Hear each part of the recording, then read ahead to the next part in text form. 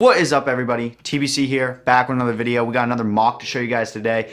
A little mini mock compared to other people's, of course, but this is the biggest mock I've ever made. So I feel like this is huge. This may not look huge to other people, but this is the biggest mock I've made. Without further ado, let's just jump into the showcase. You guys probably saw this in the title, but this mock is of Tython.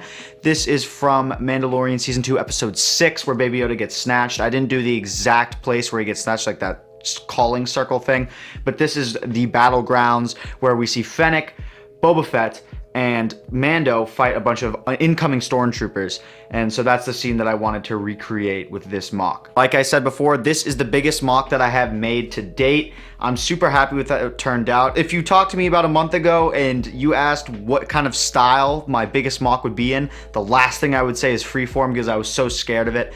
But this is where I really went in and I tried really hard with the freeform, and I think it came out really, really well. I worked really hard on the siding. I think it came out very well. Very natural looking, if you will, which is what I went for. I used a lot of cheese slopes, a lot of normal slopes, a lot of studs, stuff like that, but definitely a lot of cheese slopes on the side, as you can see. Primarily, it's dark tan, some little bit of light tan, and then of course accented with a range of different colors for the cheese slopes: olive, dark tan, dark gray, light gray, all of those. On the back portion of the mock, I have this huge mountain, which I spent the most time on. This is the thing that I definitely tried my hardest to do. I've never really done rock work before at this scale. It's obviously not the prettiest thing in the world, but it's my first time trying it, and I think it came out decently well. I try to make it as natural as possible, so sending cheese slopes in different directions, using inverted and normal slopes to give it that kind of rugged look. There's a color flow in the mountain, although there isn't that much logic to it. In my head, I want it to be like, okay, it's gonna be very dark. It's gonna be the dark gray on the bottom because that's the rock that is deepest within the earth, and then there is the light gray as it's going up to the dark tan, which is on the surface. That didn't really happen. As you can see, the back side is primarily dark gray, and then on the sides it's primarily light gray, and of course on the top there is still that dark tan for the surface. I added a little bit of olive throughout the entire mountain to add a little bit of accent color, which turned out beautifully. Listen, for anybody who is looking to make mocks like this, nature mocks, Star Wars mocks like that, I highly recommend you get olive.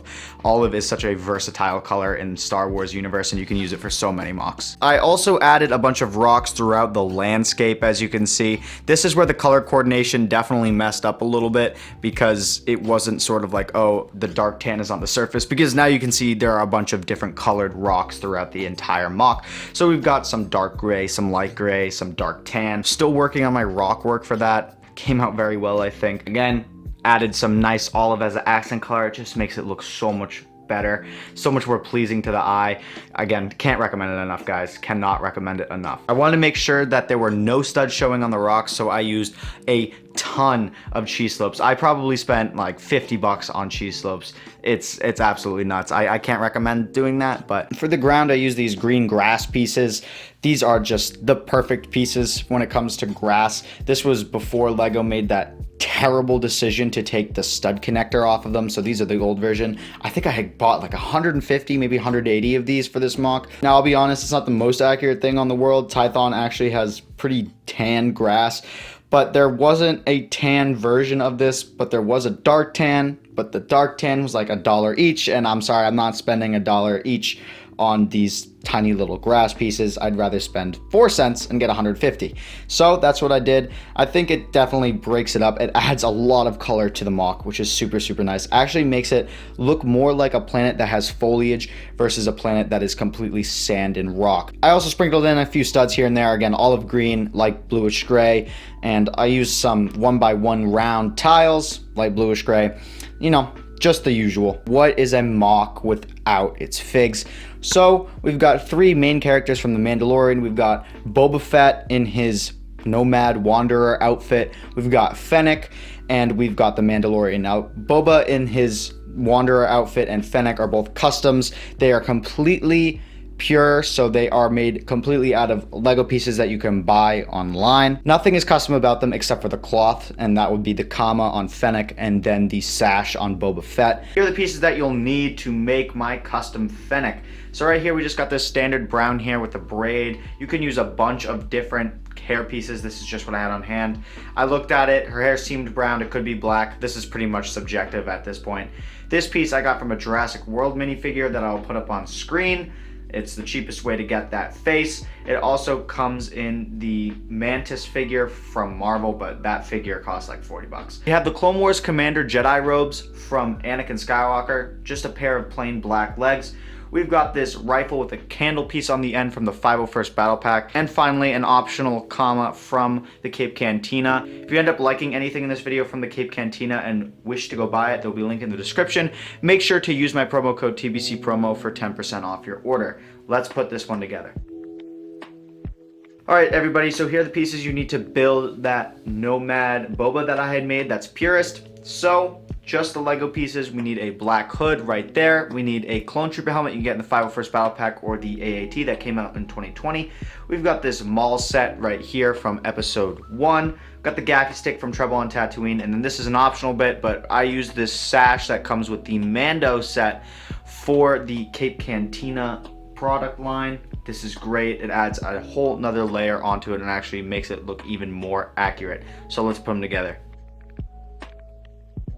And of course, the Mandalorian from Trouble on Tatooine, Beskar Mando, absolutely beautiful figure. Again, that arm printing is absolutely gorgeous. I have 7 Rogue One Stormtroopers on here. One of them has a cloth to designate that it's a commander. So off to the left side of the MOC, we have Boba Fett absolutely destroying a Stormtrooper with his gaffy stick.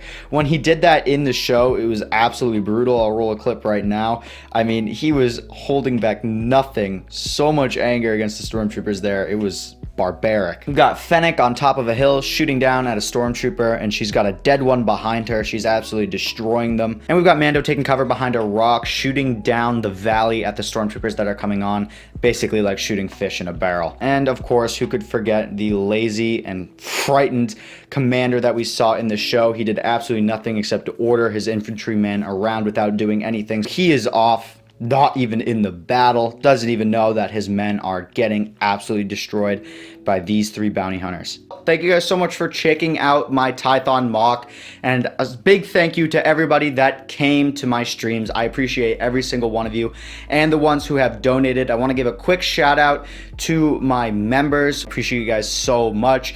It's always fun to talk to you guys while I'm building this. If you guys want to come out to the streams, I'd highly recommend. You get to see the MOC early, and you get to see the progress, of course. You get to talk with me and a bunch of other people.